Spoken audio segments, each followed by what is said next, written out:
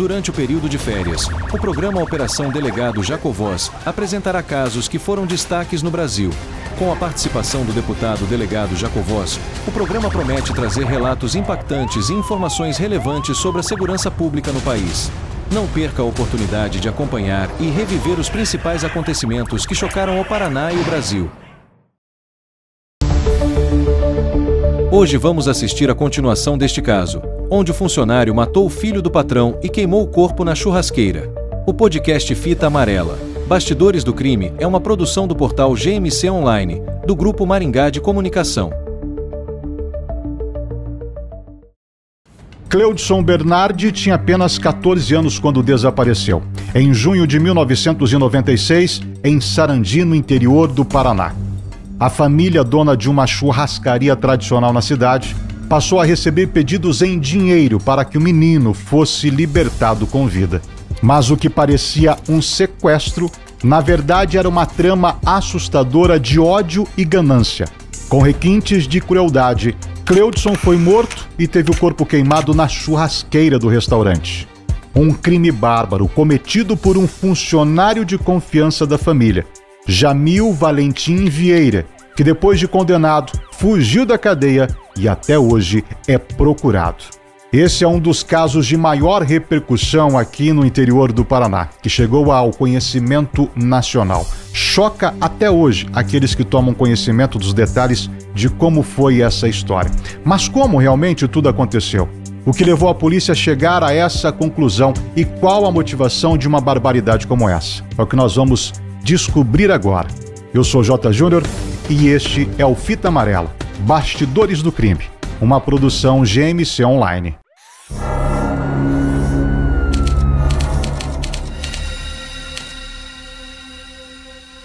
Como é que você faz? E ele não passava de 30 segundos, de 30 segundos a 1 minuto. Ele só pegava o telefone e falava: vocês não vão pagar o resgate, eu vou matar a criança, né? Tal. Aí, acho que na sexta-feira teve mais uma ligação, também de um orelhão, né? E nisso, eu estava conversando com o doutor Ritiro, que era o delegado do Tico, conversava por telefone, e ele falava: ó, Jacobossi, nós estamos pegando ficha de presos que saíram recentemente da penitenciária, nós estamos investigando todos os funcionários do posto, nós já estamos com a lista aqui, nós estamos verificando se algum tem antecedente e tal, eu acompanhando, né? Então, assim, o senhor foi deixado de lado da investigação, mas não deixou de saber o que estava acontecendo? Não sei, eu conversava com o doutor Itiro, né? Que eu, como eu disse, tinha sido meu chefe, como eu era escrivão e ele era meu chefe. Né? Tinha intimidade. Quando foi no sábado, não obstante toda a imprensa estar sabendo, a imprensa queria divulgar, mas a polícia pedia que não era para divulgar, não era para colocar em jornal, nada, porque isso atrapalharia as investigações, certo? Aí a imprensa segurou até, salvo engano, no sábado. Quando foi no sábado, a imprensa... Quase uma semana. A imprensa falou: olha, não tem mais como segurar e tal, e o fato ganhou repercussão e tal. Aí foi marcada uma reunião aqui em Maringá, na subdivisão, e aí me convidaram para participar da Era o mínimo, da reunião. O mínimo, né? Vamos chamar o delegado da cidade para ele entender o que está acontecendo. Aí me ligaram, o próprio Itiro falou: ó, vai ter uma reunião amanhã, sábado, lá na subdivisão, gostaria que você participasse. O doutor Canhoto falou que é bom você vir e tal. Eu falei: não, estarei aí. Cheguei lá por volta de 9 horas da manhã e cada um, o grupo Tigre falou: ó, nós fizemos isso até agora, tentamos pegar ele no telefone, não conseguimos, estamos lá, nós ficamos com o rodízio policial dentro da casa, nós estamos acompanhando os passos do pai, para ver se o pai também não vai tentar pagar o resgate sem nosso conhecimento. Então tinha alguém seguindo o pai, toda uma estratégia, né? Estamos com os telefones todos monitorados, grampeados, né? Mas e o senhor, doutor? Porque assim, o senhor toma conhecimento da estratégia que está sendo utilizada pelo Tico, mas o senhor também é um delegado e já tinha mais ou menos pensado numa maneira de investigação para esse caso. Estava batendo ou o senhor se incomodava com aquilo? Não, claro que me incomodava, porque eu tinha uma outra visão de como deveria ser feito. Na minha opinião, eu já desde o começo eu tinha uma linha de investigação, né? Quando eu chamei o pai para prestar depoimento já na segunda-feira, eu já sabia mais ou menos o que eu pretendia tomar o depoimento dele, né?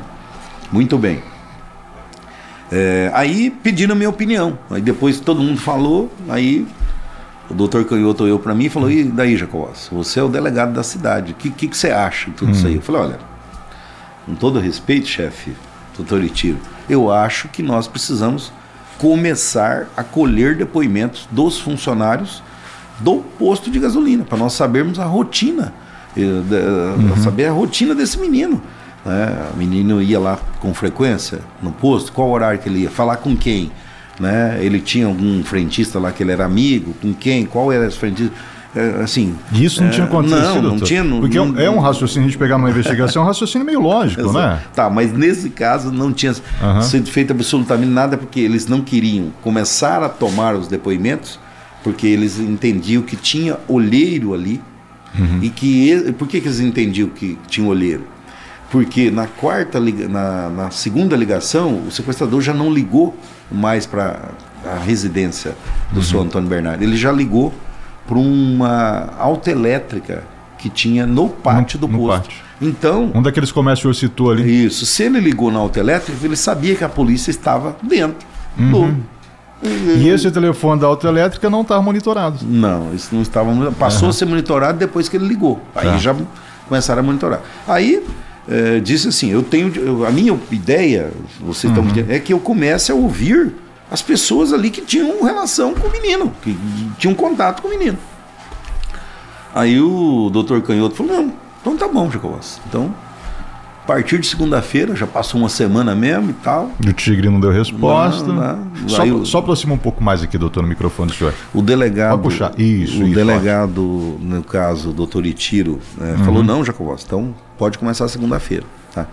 Como no depoimento que eu tinha tomado do senhor Antônio, eu já fui pesquisando o que eu queria. Eu perguntei: senhor Antônio, o menino tinha relação com quem ali no posto? O que ele ia fazer lá? Ele tinha relação mais com o Jamil. Quem é Jamil? Meu Jamil é o gerente do restaurante lá. Um rapaz ele foi seminarista, veio do Rio Grande do Sul, é um rapaz de família boa, né? É uma pessoa de extrema confiança. Não, mas ele era de confiança mesmo, né? Exatamente.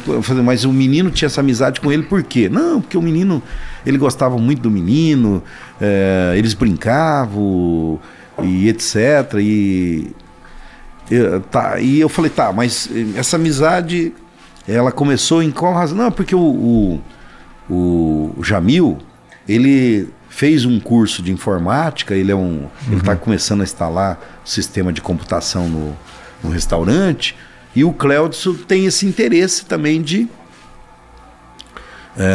pela informática. Exatamente. Na verdade, o Cléudson é que tinha... Na verdade, estava fazendo um curso de informática, e o Jamil dizia que se interessava, que queria aprender, porque queria instalar, inclusive, todo esse gerenciamento no restaurante. Tá, muito bem. Então ele já tinha me passado essa informação no primeiro depoimento, né? E aí eu perguntei: mas peraí, então o menino desapareceu, quem que viu o Cléudson por último no pátio do posto? Foi o Jamil. Jamil Valentim Vieira. Jamil Valentim Vieira, na época... 22 anos. Exatamente. Aí eu falei: mas esse rapaz trabalha com o senhor há quanto tempo? Uns 8 meses. Tá. Mas como que ele é do Rio Grande do Sul? O senhor conhece a família dele? Não conheço. Ele apareceu aqui, começou como garçom e se mostrou muito eficiente e tal. No Rio Grande do Sul, eu não sei. Ele disse que foi seminarista lá e tal. Muito bem. E é uma pessoa de muita confiança minha. Inclusive, ele sai comigo para orar. Ele está indo orar comigo. Nós estamos indo orar para que o menino fique bem. Ia para a igreja. Ia para a igreja, né? O Jamil ia com o seu Antônio, pai do Cléudson, à igreja para fazer as preces para o menino ser encontrado. E contava tudo o que estava acontecendo. E nesse momento, uma semana, a cidade já estava agitada. Cai na imprensa a notícia, a casa passa a ser visitada por amigos, a escola já se manifesta do menino, né? Sim. E ali, diz que tinha, na pesquisa que nós fizemos, pesquisa de quase 2 meses, a gente conversou com algumas pessoas daquela época ainda, já são pessoas de idade. Eles diziam, doutor, que tinha ali até, não peregrinação, mas era vigília na casa da família Bernardi, né? Foi porque foi depois que nós vamos contar aqui. É muito forte. É muito forte, né? Causou realmente uma peregrinação. Mas enfim, aí eu já tinha na minha cabeça, quando falaram para mim que eu poderia iniciar os depoimentos, eu já sabia quem era a primeira pessoa que eu ia ouvir. Eu vou ter de ouvir quem? Esse Jamil, que foi a pessoa. A última pessoa. A última viu o garoto. Depois eu ia começar a ouvir os frentistas, eu ia seguir essa sequência. Mas ele era a primeira pessoa, né? Porque eu falei, depois dele eu vou obter outras informações. Né? E foi isso que aconteceu. Então já na segunda-feira eu já mandei intimar ele no sábado para que ele estivesse na delegacia às 8h30 daquela segunda-feira, né? Chego na segunda-feira de manhã, delegacia de Sarandi naquela época não tinha, hoje ela é cercada.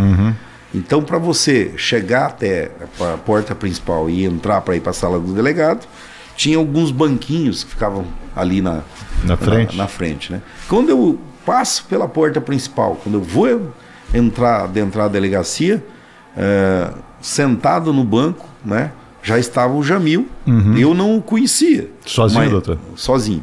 Eu não conhecia, mas quando eu passei, ele falou assim: o senhor é o doutor Jacovós? Aí eu falei: sim, sou eu. Aí ele falou: eu sou o Jamil, o senhor me intimou aqui e tal. Aí eu falei: ah, tá, você é o Jamil, tá, já vou lhe chamar, né?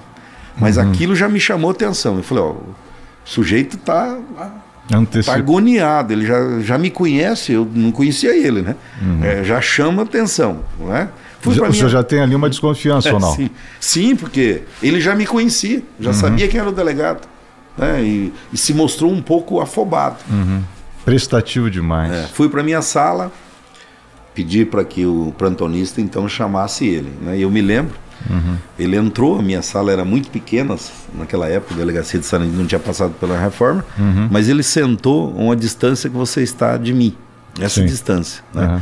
Sentou, e aí eu fiz aqui umas perguntas de praxe, né? Falei: ah, tá, veio para Sarandi, de onde o senhor veio? Ah, vim do Rio Grande do Sul, qual cidade? É isso que eu ia perguntar para o senhor, para a gente traçar o perfil do Jamil. Quem era o Jamil? É nesse momento que o senhor passa a descobrir quem é esse indivíduo. Exatamente. Aí ele fala: não, eu sou filho de agricultor, minha família é de agricultor, sou ex-seminarista e tal.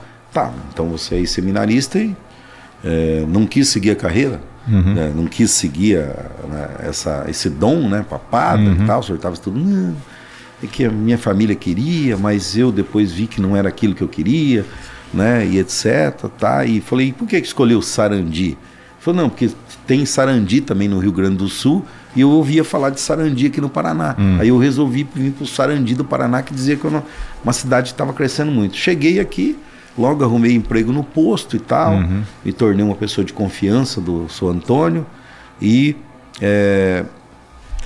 passei a gerenciar o restaurante lá. Qual que foi a percepção que o senhor teve ali nesse primeiro momento da conversa? Porque é importante a gente entender, porque o Jamil ele vai, nessa história, ocupar um papel que deixa todo mundo em choque. Exatamente. Assustado, né? Na verdade, eu diria assim para você que ele estava, desde o primeiro momento, ele estava nervoso, porque eu em nenhum momento perguntei para ele de cara, a minha pergunta não foi assim: você viu o garoto pela última vez? Eu comecei a perguntar da vida dele, o que ele estava fazendo ali, ele chegou em Sarandi e tudo mais. Talvez ali o senhor tenha desarmado ele? E ele estava esperando a pergunta, né? Ele estava esperando aquela pergunta: por que eu estou aqui? Estava foito. E eu não, obviamente, em determinado momento, né? Aí quando ele aí ele me pergunta, aí ele faz a pergunta, esse aí foi o primeiro indício, né? Aí ele falou assim: mas por que o senhor quer saber da onde eu vim, né?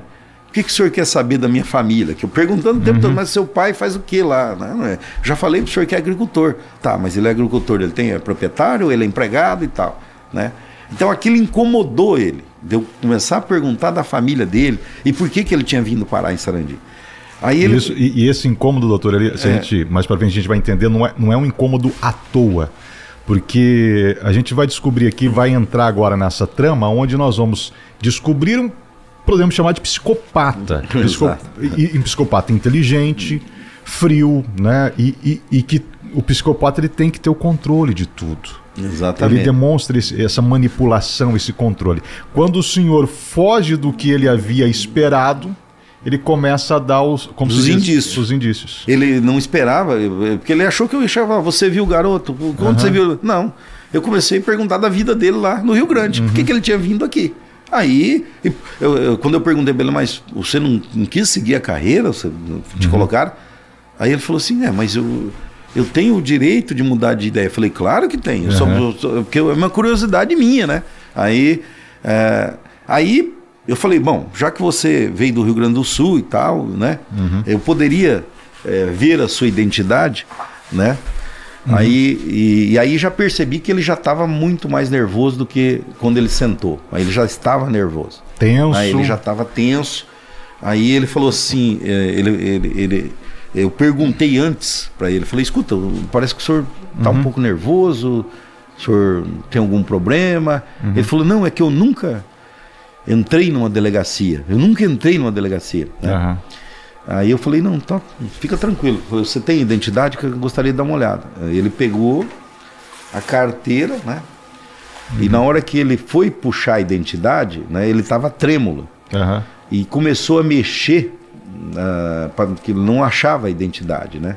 Finalmente ele achou a identidade. Como ele demorou para achar a identidade, e como eu estava muito próximo, eu fiquei observando a carteira dele. E vi que ele puxou vários cartãozinhos de advogados, né? Vários, assim. Puxava. Acho que ele tinha uns 10 cartões de advogado na carteira, mais ou menos, né? E aí, como ele estava muito trêmulo, né? Eu perguntei para ele, mas você está muito nervoso. Ele falou, porque é a primeira vez que eu entro numa delegacia. Aí eu falei, eu peguei a identidade que ele me passou. E falei, mas essa identidade que foi feita numa delegacia, numa Secretaria de Segurança Pública. Ele teve que entrar numa delegacia. Então, não é a primeira vez, já é a segunda vez que você entra numa delegacia. Ele falou, não, é a primeira vez que eu entro como suspeito. Eu falei, mas suspeito do quê? Eu falei, o senhor não é suspeito de nada. Ele já fala ali. Aí, então nós temos ele se antecipando, ele não sabendo como se comportar ao falar da vida pessoal, ele trêmulo, mentindo sobre a presença na delegacia e ele mesmo se colocando como suspeito. Mas aí aí você é o time, né? Aí é o momento que é o delegado, aí é o instinto, né? Ele ainda com a carteira na mão e meio tremendo, aí eu peguei a carteira. Falei, me dá essa carteira aqui. Aí eu já me transformei no delegado. Já pegou. Falei, me dá essa carteira aqui. Né? Aí já peguei a carteira, porque daí já estava numa situação que eu falei, mas não é. Já estava encaminhando, né? E peguei a carteira e tirei aqueles cartões, vários cartões de advogado que eu vi ali. Aí eu botei em cima da mesa, eu tinha uma mesa de vidro, né? E perguntei, qual a necessidade desses cartões que o senhor faz propaganda para advogado e tal? Ele falou, não, doutor, é que todo advogado que vai almoçar lá no restaurante, jantar, e eu identifico que é advogado, às vezes eu pego um cartãozinho e vou guardando. Falo, então você faz coleção de cartões de advogado? Ele falou, não, é que eles me dão um cartão, né? Falei, tudo bem. E aí fui tirando tudo que tinha na carteira. Em determinado momento eu vejo uma papeletinha amarela, dessas que você cola.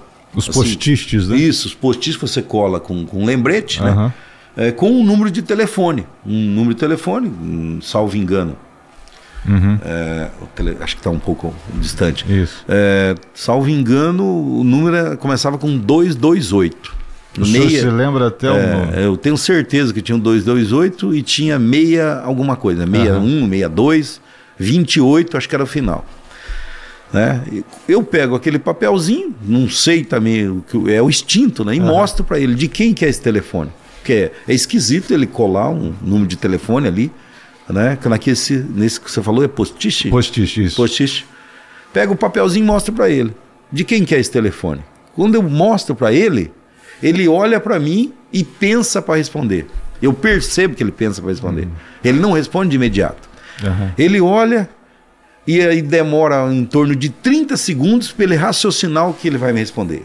Aí ele responde, é de um amigo. Eu falo, é de um amigo? Ah, sim. E quem é o amigo? E era uma resposta até lógica, porque ele vem do Rio Grande do Sul, vem para Sarandia sozinho, sem ninguém, um amigo para um socorro, talvez, para uma emergência, né? Era lógico. Mas o comportamento dele já dizia que podia ser outra coisa. Sim, é de um amigo. Mano, tudo bem, é de um amigo. Eu peguei o post-it, colei ali na mesa de vidro, tirei mais algumas coisas, e aí disse para ele, olha, você vai entrar agora na sala do escrivão, o escrivão começar a fazer a sua qualificação, nome do pai, da mãe e tal, e eu já entro lá para te ouvir. Aí o escrivão era o escrivão Josefá Zazula Sobrinho, né? Um escrivão que estava comigo desde o início, quando eu cheguei em Sarandi. É um ucraniano que trabalha comigo até hoje, que hoje ele está comigo na Assembleia Legislativa. Então eu devo conhecê-lo. O Zazula. Aí o Zazula, entrei lá e falei, Zazula, sala do Zazula muito pequena também, a cadeira a pessoa que ia ser ouvida ficava bem do lado da porta. Ele sentou na cadeira, eu falei, Zazula, começa a fazer a qualificação dele aí, que eu já venho aqui para dar continuidade. Mas quando eu mandei ele para a sala, para o Zazula começar a ouvir ele, é porque eu já tinha em mente que aquele telefone era suspeito, pela demora que ele me fez em responder de quem que era aquele telefone. Falou que era de um amigo. Né? E eu falei, eu não me lembro se eu perguntei de quem era um amigo. Eu simplesmente botei em cima da mesa e falei, tudo bem, um amigo e tal.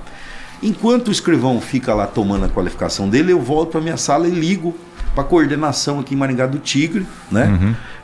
Do Tigre. E o policial que estava monitorando as ligações, eu pergunto para ele, olha, o delegado Jacovós aqui e tal, Sarandi, estou aqui ouvindo aqui uma pessoa, e você poderia me dizer, acho que era o investigador Renan, falei, Renan, você poderia me dizer quais foram os números que o sequestrador ligou para pedir o resgate? Ele falou, ele ligou para 3 números, ligou na casa do pai, ligou acho que na casa de uma tia, e ligou numa autoelétrica que fica aí no pátio do posto. Falei, não, mas eu quero saber os números. O número. Né? Aí o investigador diz assim, número tal, que era na casa do pai, não era o número. Número tal, que era, acho que de uma tia e tal, não era o número. Quando ele fala o terceiro número, é o que o senhor tinha na mão. Eu bato, é o que está na mão. É o papelzinho amarelo que ele tinha anotado o número. Falei, tem certeza que ele ligou nesse número? Ligou. Que dia foi? Foi na quarta-feira. Aí é aquele feeling que eu falo para você. O policial, ele não pode pensar 2 vezes. Durante tudo que já tinha acontecido, o nervosismo e tal, que ele era a última pessoa a ter visto o Creutz, que o pai já tinha me contado, e o pai já havia me contado também que o Creutz foi lá para ensiná-lo a mexer com o computador. E porque tal. O Jamil, ele é então o Jamil, relembrando, é um funcionário de confiança, estava ocupando o cargo de gerente. Um indivíduo de 22 anos, tinha vindo do Rio Grande do Sul, era sozinho por aqui. O Cleudson morava com a família aos fundos praticamente e tinha, né, passagem direta para a churrascaria. Como era um menino que já estava estudando informática, o ensinamento que ele poderia passar para o Jamil seria importante para o seu Antônio no negócio, para ele já se organizar melhor. Exatamente, essa que era a desculpa dele, que ele queria aprender. E a última vez que o Cleudson é visto, o Cleudson está indo para encontrar com o Jamil. Exatamente. Essa, e ele me confirmou a informação que o Cleudson, ele tinha combinado com o Cleudson vir até ele no restaurante, porque ele gostaria de ter uma noção de informática. Mas aí ele disse que ficou esperando e o Cleudson não chegou. Ele disse que não chegou a vir. O Cleudson não, essa era a versão. O Cleudson não chegou a vir até ele, que ele ficou esperando, o Cleudson não veio, ele achou estranho e depois só ficou sabendo no dia seguinte que o menino estava desaparecido. Mas muito bem, eu recebi, confirmando que aquele número era um dos números que o sequestrador havia ligado, eu entro já na sala com a algema. Então eu já fui decidido. Cheguei na sala, ele estava sentado, eu falei, me dá o braço. Mas o que está acontecendo? Me dá o braço. Ele deu o braço, eu já algemei ele. Porque eu já tinha convicção que se ele não fosse o sequestrador, ele estava envolvido no sequestro. Na minha convicção. Falei, ele pode ter sido o elo. Algemei ele. Eu tinha um irmão que trabalhava comigo na época, investigador Rubens Jacovós. Já chamei o investigador Rubens, né? E o escrivão também, o Zazula. E falei, olha, tá acontecendo assim, esse assado, eles já sabiam também, né? Falei, e o Jamil se comporta de que maneira que o senhor coloca a algema? Na algema, ele falou, pelo amor de Deus, o que tá acontecendo? Doutor, o senhor tá me algemando, porque eu falei, calma que você já vai saber. Né? Calma que você já vai saber. Tipo assim, eu já tinha em mente o que eu ia fazer na sequência, né? Eu já pensei na hora. Falei, ó, esse cara tá envolvido. Qual o primeiro lugar que eu tenho de ir? Eu tenho de ir aonde ele mora, que é no alojamento do Posto Querência. Ele era o gerente. Então, algemo ele, chamo o meu irmão, o investigador, e nós decidimos não ir com viatura. Então eu pego o meu próprio veículo, Fiat tipo azul, um Fiat tipo azul. Bem discreto. Bem discreto. Não, naquela época era um carro, digamos assim, da moda, né? Bom. E colocamos ele dentro do nosso carro e eu vou até o posto, mas digo que é para nós chegarmos lá para manter ele dentro do carro, sem despertar atenção. Chego no posto, aí eu já me identifico lá para os funcionários, né? Já estavam, naquela hora, já era por volta de quase 10 horas, já estavam preparando o almoço. Aí eu chego no restaurante e falo, eu sou o delegado da cidade, eu quero dar uma olhada no quarto do Jamil, né? E nisso, o meu irmão lá com ele no carro, e eu junto com o escrivão, o Zazula, né? Aí os funcionários já ficam... Todos alvoroçados. Sabiam que ele tinha ido para a delegacia para prestar depoimento. Sabia que era o último a encontrar com o menino, ou pelo menos isso. E eu chego e peço para ver o quarto dele, né? Aí o rapaz ainda pergunta assim, tá, mas ele foi para a delegacia, só ele que tem a chave. Eu falei, não, a chave está comigo. Aí eu falei, eu só quero saber onde que é o quarto, né? Aí eles indicam, olha, é ali e tal. Aí eu entro no quarto, né? Entro no quarto e... Chego no quarto, eu me senti mal no ambiente. Eu me lembro como se fosse hoje E por quê? Me senti mal, porque eu achei um ambiente muito tenebroso, para te falar a verdade. Né? A forma que eu encontrei, assim, né? Uma cama de solteiro, só havia uma cama de solteiro, um guarda-roupa aqui, aqui havia um armário, né? Mas eu achei um ambiente assim muito solitário, né? E aí, quando eu chego no quarto, a primeira coisa que eu faço é erguer o colchão.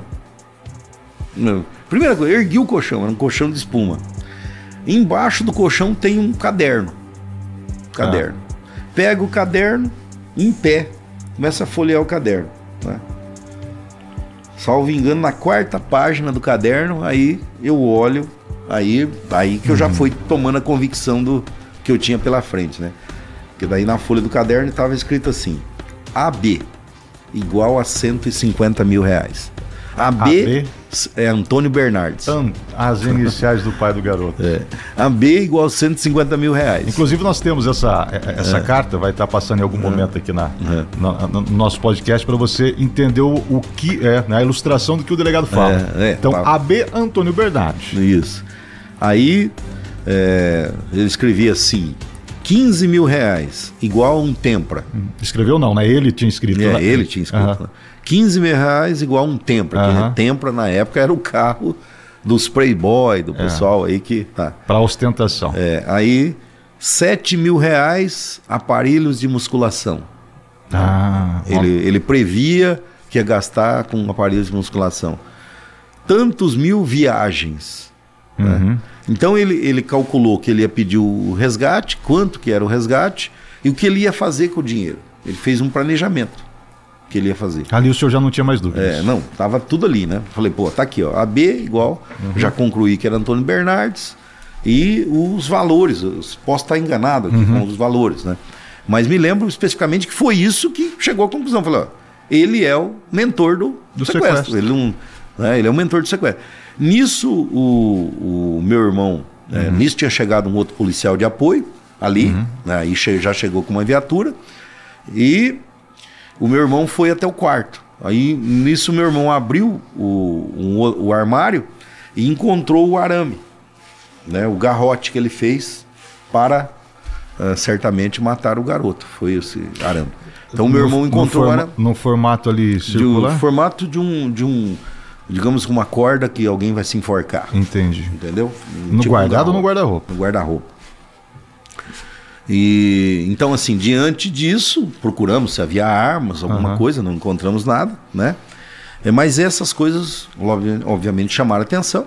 E aí, nessa situação, que como eu tinha ligado para Maringá, perguntando qual era o último número que o sequestrador tinha ligado, como o doutor Canhoto e o doutor Itiro sabia que eu estava ouvindo de manhã, os funcionários do posto, mas comecei por ele, né? Comecei por ele.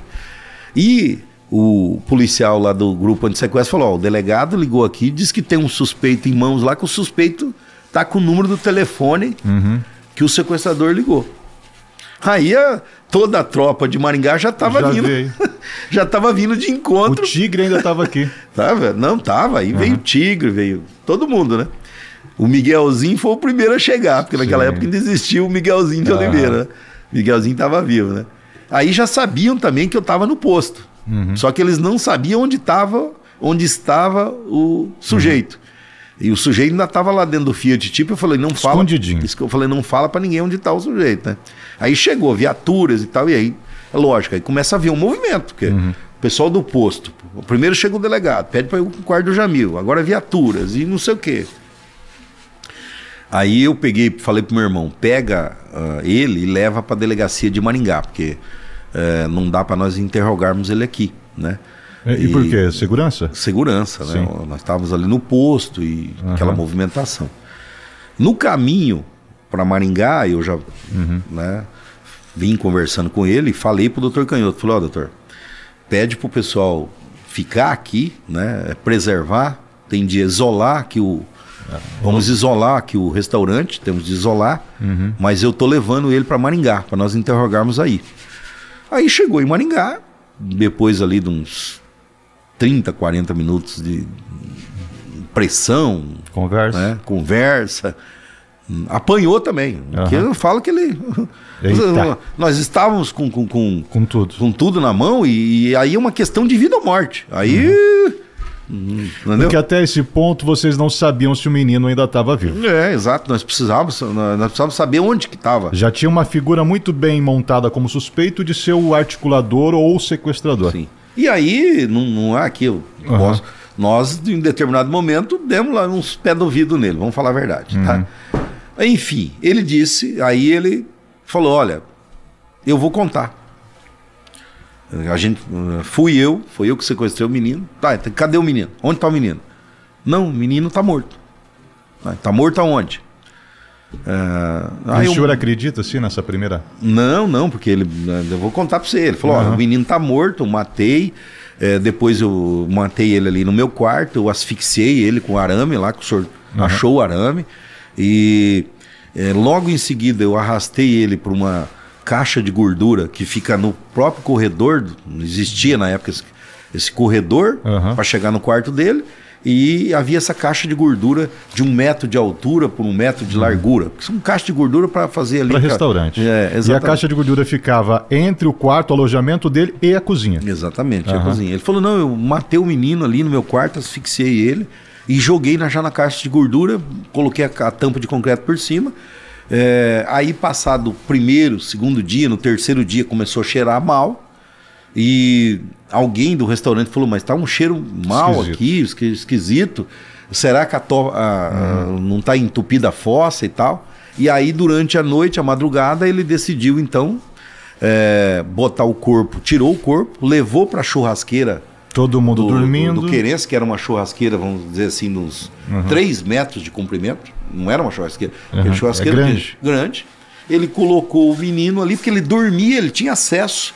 Ele tinha acesso ao restaurante, ele tinha chave, ele era o gerente. E aí ele pegou o maçarico, que para você acender essas churrasqueiras grandes, precisa de um maçarico.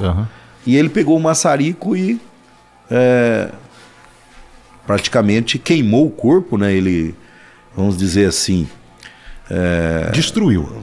Foi. Sobrou só cinza mesmo, né? Com aquele maçarico. Depois ele disse que em determinado momento estava... E ninguém ouve nada, doutor, porque assim...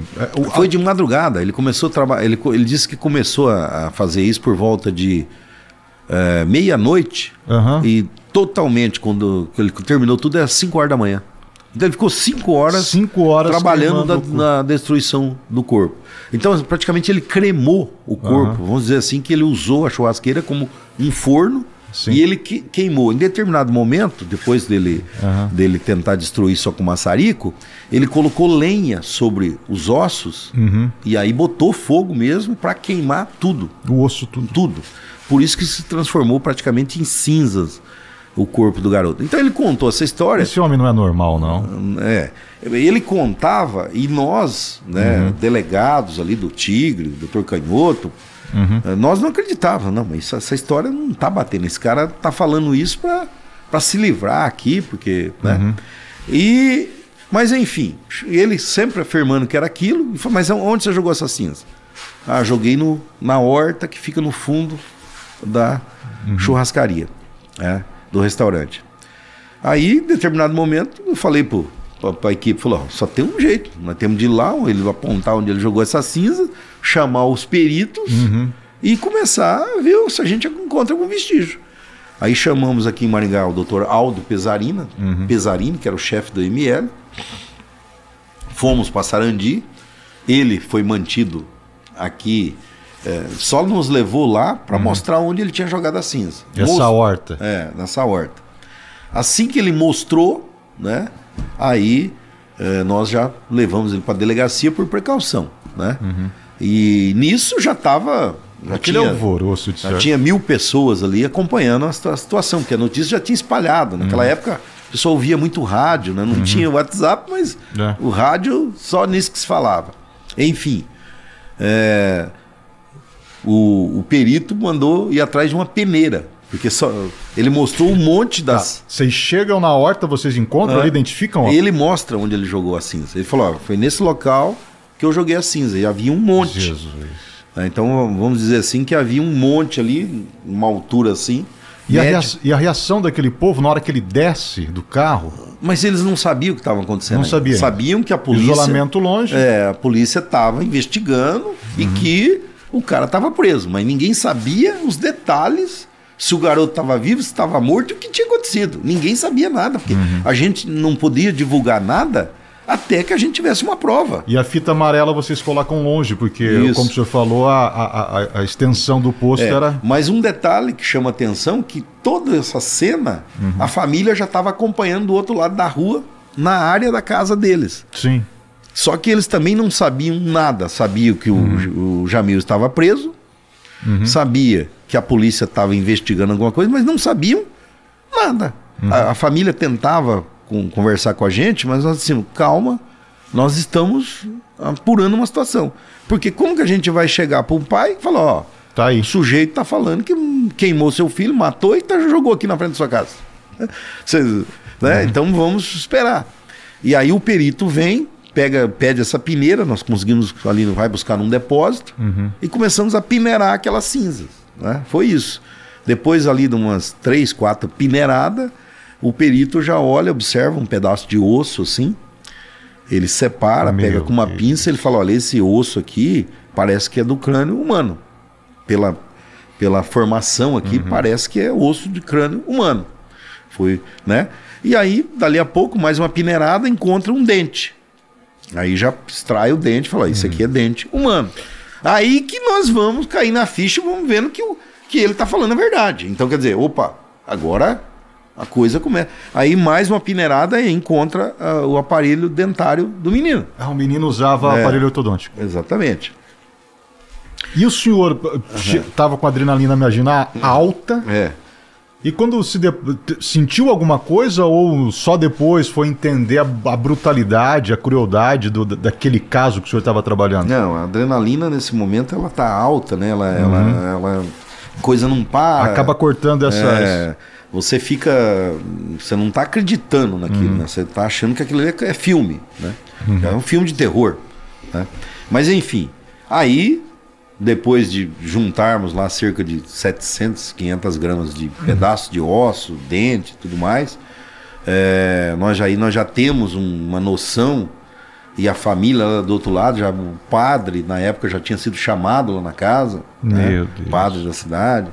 E aí cabe a mim a missão difícil, né? De ir comunicar a família Seu Antônio. o que está acontecendo. Aí você imagina um delegado chegar e contar para o pai que aquela pessoa que era de confiança dele, que era o gerente do posto, que era o cara que ia até orar com ele, era o que tinha matado o filho, sequestrado, asfixiado, queimado numa churrasqueira e jogado as cinzas na frente da casa do pai.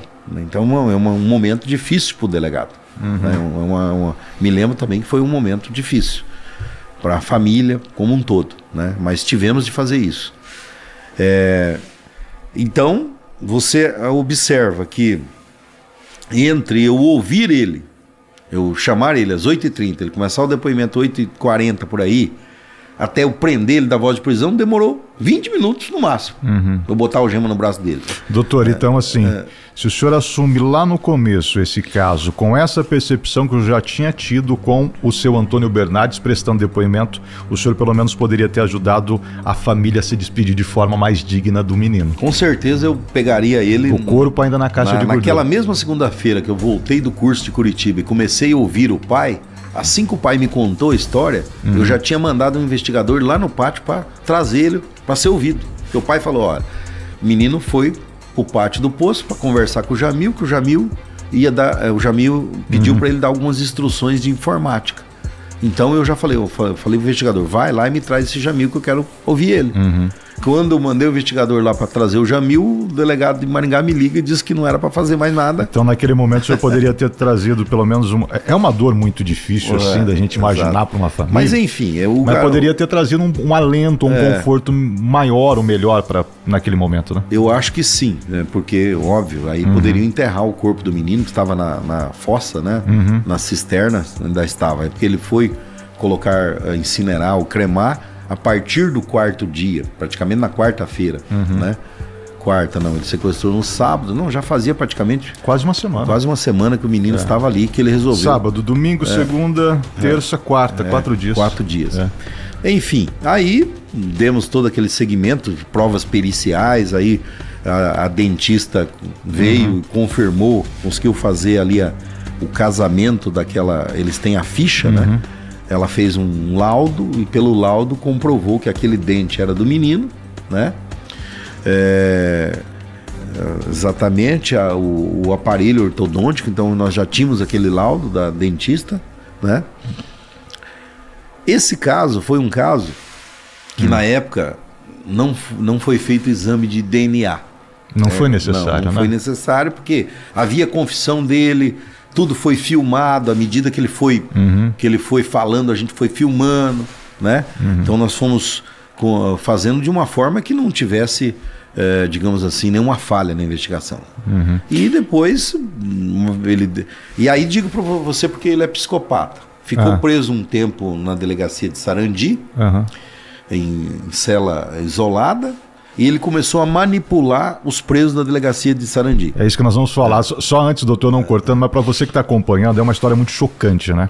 Mas você pode ainda, mesmo sendo 28 anos depois, contribuir, né, com a polícia, porque esse indivíduo, ele está solto e sendo procurado há pelo menos uma década em qualquer lugar no território brasileiro. E como que ele foge? Porque ele é condenado depois por esse crime, pega 28 anos de prisão e tal, a gente vai entender agora.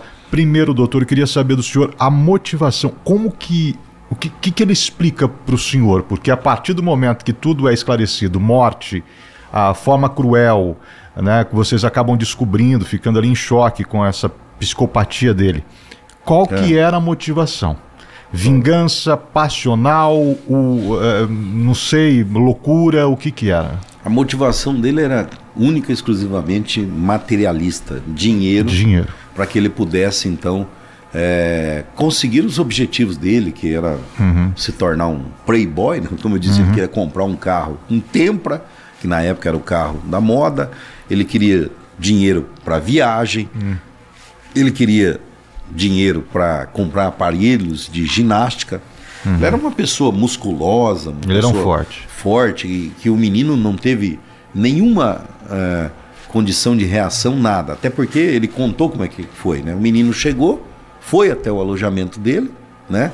Chegou lá, o menino sentou numa cadeira e começou a tirar lá, né? Tinha levado uma pasta e onde começou a tirar uma apostila. Uma apostila. Ele se aproximou por trás com um arame, colocou no pescoço do menino e asfixiou o menino assim. Foi uma morte ali praticamente em 3 minutos, o menino já estava morto. Ele arrastou então o corpo, né? E sem conseguir gritar, sem conseguir de alguma maneira pedir socorro. Ele utilizou um horário ali que só estava ele no restaurante, os garçons já tinham ido embora, os cozinheiros já tinham ido embora, que ficava só ele, né? Então aquele horário ele sabia que somente ele estava no restaurante. E então assim, foi isso que aconteceu, né? Motivação econômica. Porque na época, nas pesquisas que nós fizemos, na época surgiu alguma coisa, porque pode ter alguma relação homoafetiva tal. Mas isso para ele mesmo desmente isso, porque numa entrevista que eu li, né, nos arquivos do Diário que estão à disposição aqui na biblioteca do Calil Haddad, né, faz parte do documento histórico do município, tá lá.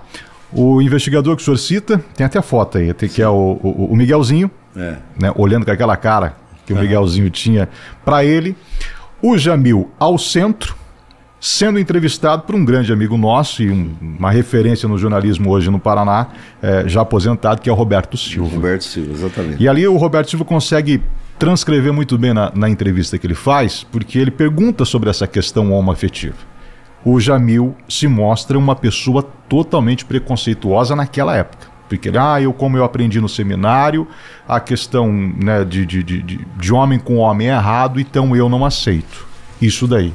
Eu não aceito, não sou amigo de pessoas que são assim, esse é o comportamento. Aí quando fala da motivação, é aquilo que o senhor disse, a questão econômica. E aí ali eu percebo aquilo que o senhor disse sobre psicopatia. Ele fala que ia escrever um livro sobre a vida dele, outro livro sobre a segunda ordem, né? E outro livro sobre as visões que ele tem do fim do mundo. Isso. Não é comum, né, doutor? É assim, eu digo, quando a gente fala em psicopatia, né, a gente tem de analisar que o psicopata, ele é o criminoso inteligente. Então não é louco. Sim. Ele é o criminoso inteligente. Porque se a gente for por esse campo que o sujeito é louco, para fazer uma barbaridade dessa, em tese, você teria de fazer um exame nele de sanidade mental, que é previsto na legislação, e aquele que comprova-se que é totalmente louco, ou a lei diz que quando a pessoa não consegue se situar perante aquela barbaridade que ele está cometendo, se ele não consegue avaliar exatamente a ação que ele está cometendo, ele é louco. E aí ele não é sujeito a uma medida de prisão, ele é sujeito a uma medida preventiva de internação. Que é o tratamento. É um tratamento que pode durar a vida toda, né? E pode também, em determinado momento, o médico liberar ele, dizer, não, ele está curado, né? Então, assim, o psicopata, ele é um criminoso que ele, obviamente, ele analisa primeiro, ele estuda como ele vai fazer.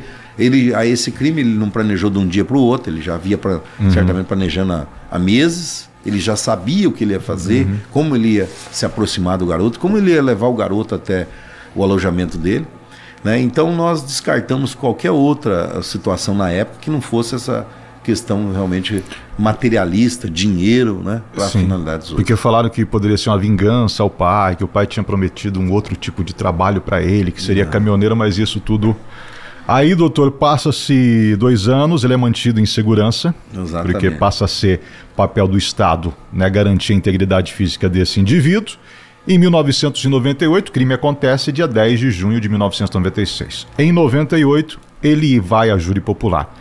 Naquela época, a comarca era em Marialva, mas a própria Justiça de Marialva, com a repercussão do caso, pede para que fosse feito aqui em Maringá por questão de segurança. Portanto, que mexeu com a emoção da população. Lota-se o plenário aqui em Maringá e o Jamil é condenado a 28 anos de prisão e alguns meses e dias. Eu participei desse julgamento, eu que conduzi ele, como eu escoltei ele. Nós fizemos questão de escoltá-lo, né? Eu também prestei depoimento, né? Enfim, nós acompanhamos então todos os passos dessa investigação desde o início até o julgamento, né? Então me lembro como se fosse hoje todos os detalhes, né? Do advogado que aceitou defendê-lo, que inclusive é um colega meu de turma da faculdade, da UEM. Ele aceita porque ele é contratado por alguém ou já é Não, ele aceita para... tipo assim... Porque tem a defensoria pública hoje, você não tem condições de se defender, né? Não tem condições de bancar um advogado, o Estado te fornece esse advogado. Era mais ou menos isso? Não, na época o doutor Bolcheviks, né, que foi o advogado, ele era um advogado que pretendia atuar na área criminal e esse caso uma possibilidade. Não deixava de ser um caso famoso, né? Tanto é que ele deu diversas entrevistas para vários órgãos de comunicação, né? Até para o Roberto Silva. E na época nenhum advogado queria pegar o caso, né? Nenhum advogado queria pegar o caso. Ele liga para mim, esse Bolcheviks, fala se o rapaz já tinha advogado. Eu falei, olha, pelo que eu saiba, não, ninguém. Acho que no dia que ele foi prestar o primeiro depoimento, o juiz nomeou um defensor dativo. Aí o Bolcheviks vai até a cadeia de Sarandi na época, pede se eu permitiria que ele... Então, na verdade, o advogado se ofereceu para atuá-la, naquele caso, como advogado de defesa. Eu achei até uma atitude boa para a justiça, porque se ele não tem advogado, a justiça não pode julgá-lo. Tá entendendo? Às vezes a justiça nomeia um defensor dativo, o defensor dativo no dia da audiência apresenta um atestado, não vai, porque não quer pegar um caso como aquele. Claro. Então a atitude do Dr. Bolcheviks foi até boa, porque acelerou o julgamento. Né? Doutor, ali no julgamento se manteve essa motivação do caso econômico. E, doutor, ele se inspirou no que para cometer? Porque a gente lê alguns recortes de matérias naquela época, ele diz que ele se inspirou num filme de terror, algo do tipo, que marcou muito ele, que ele via que era a possibilidade, ou pelo menos era um manual do crime perfeito naquele filme. Procede isso? Olha, ele nunca relatou isso à nossa autoridade policial, nunca nos disse. Essas histórias saíam muito dos presídios. Entendi. Havia visitas e aí fulano ouvia uma coisa, ciclano ouvia outra, mas digamos que nem nos filmes de Sexta-feira 13, né, eu presenciei algo nesse sentido, né, de matar um garoto, incinerar numa churrasqueira e tudo mais, né. Eu acredito que muitas, assim, é muito folclore em cima disso. A realidade é que ele, depois de preso, ele começou a tentar manipular na cadeia de Sarandi todo o presídio. Eu pedi a transferência dele de lá. De que maneira assim ele? O bom moço. Ele acabou se tornando um líder lá dentro, cozinhando, fazendo a experiência do restaurante na cadeia. Exato. E aí ganhou ali. No começo o pessoal queria eliminar ele, depois ele já se tornou um líder lá dentro. E era de bom comportamento? Muito bom comportamento, né? Aí depois nós transferimos ele para Jandaia do Sul e finalmente ele acabou indo para a penitenciária estadual de Maringá, onde também se tornou aquele preso de alta confiança, inclusive cuidava da biblioteca da UEM. Doutor, da UEM, desculpe, da PEN. Da PEN, eu falei com um colega nessa pesquisa lá da PEN, ele me disse que ali nos registros, não sei de que maneira eles deixam isso registrado, em toda a história da PEN, é um dos que está ali no começo da lista como presos de bom comportamento, porque lá ele fica 10 anos. Ele se tornou pastor, se formou pastor, montou uma igreja lá dentro, converteu vários presos e era o grande responsável por uma biblioteca que todas as outras penitenciárias falavam, caramba, a gente queria um preso desse aqui conosco. Era mais ou menos isso. Então, é esse que eu falo que é o psicopata.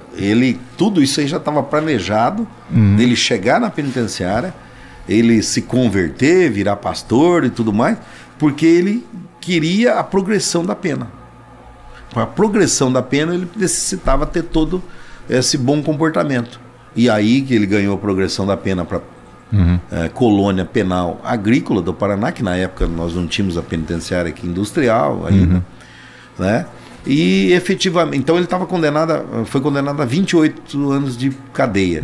Se nesse país a lei funcionasse e realmente as penas fossem cumpridas, né? Um caso desse não haveria como progredir uma pena dessa. Em outro país seria pena de morte ou prisão perpétua. Então, nesse momento ele ainda estaria preso. Ele praticamente ficou de 9 a 10 anos preso, foi para a colônia penal agrícola de onde fugiu.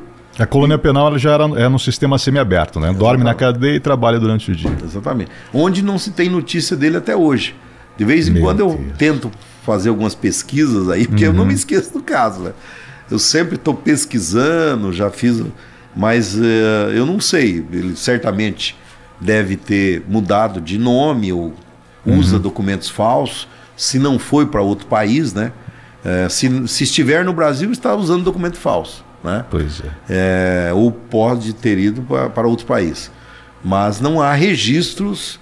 Recentemente eu fiz uma pesquisa que poderia levar à localização dele. Quem sabe agora com essa história, né? Com essa história, com o programa, né?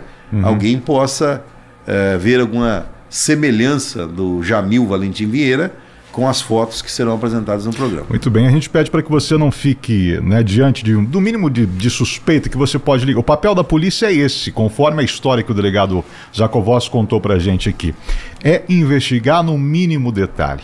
E você não é culpado por talvez dar uma informação que lá na frente ela vá se revelar de outra maneira, né? Não é bem aquilo, era só uma suspeita, uma coincidência. Nesse caso é muito importante, né? Nós temos ainda uma família, o seu Antônio Bernardi já está numa idade avançada, uma família que foi totalmente transformada depois do que aconteceu, que tinha um futuro brilhante. Esse menino de 14 anos, vítima dessa crueldade de um doente criminoso que marcou para sempre essa família. Então, se você tem alguma informação, você olha a foto e fala, caramba, parece o ciclano, parece o Beltrano, denuncie para a polícia. Quem sabe a gente não consegue ajudar a trazer uma resposta final a toda essa história. E se você gostou do nosso conteúdo, é aquilo que nós falamos. Compartilhe, comente, participe, vai com nós aí. E doutor, obrigado pela sua disponibilidade mais uma vez. Uma satisfação, né? Poder a gente... uma história, como eu disse, que marcou, um crime que marcou uma cidade até hoje. Todos que são da época, os mais antigos, se lembram do crime do Posto Querência, né? Infelizmente, na época, prejudicou muito o restaurante, praticamente ficou fechado por um bom tempo. Reabriu depois de alguns anos, mas ficou aquela marca porque ninguém ia querer entrar no restaurante onde havia uma churrasqueira que tinha sido palco para esse crime hediondo. Então, causou problemas não só para a família, para o empresário, enfim. Para a cidade, né? Para a cidade como um todo, né? A justiça, em tese, foi feita, mas, como eu disse, nesse país, com essa história de progressão de pena para alguns crimes, não deveria ter progressão de pena, um caso desse hediondo, crime quadruplamente qualificado, pela forma que foi, né? Então, enquanto não se mudar a legislação, nós vamos ter vários outros Jamis, Valentim Vieira e Brasil afora, não chegando à conclusão no cumprimento da pena e acabam foragindo da justiça. E não se faz justiça como deveria ser feito, na minha opinião. E esse é o grande objetivo do nosso podcast, né? O Fita Amarela, Bastidores do Crime, que é contar em detalhes aquelas histórias que talvez te marcaram na infância, nos momentos presentes, ou que te traz alguma lembrança, para que juntos a gente possa formar uma consciência, né, individual, uma consciência coletiva e assim, quem sabe, né, mudar o nosso comportamento, o nosso ponto de vista e as nossas cobranças para que alguma coisa seja feita, para que a justiça realmente aconteça e para que a gente possa amenizar o mínimo possível a possibilidade de algo assim tão terrível acontecer. Mais uma vez, Deus abençoe, sucesso. Obrigado, sempre à disposição. E fica de olho nos meus zap que eu mandar, porque eu acho que o senhor vai voltar a participar mais. Doutor Jacovós, ele já tem muitos casos. Tem um caso do Terra Seca de Campo Mourão, tem um caso de Apucarana, são assuntos que nós vamos trazer aqui no nosso podcast também. Obrigado. Um abraço a todos, que Deus abençoe e fique conosco no canal que vai ter mais conteúdo aí pelos próximos dias. Tchau, gente. Operação Delegado Jacovós, onde a verdade é a chave e a justiça é implacável.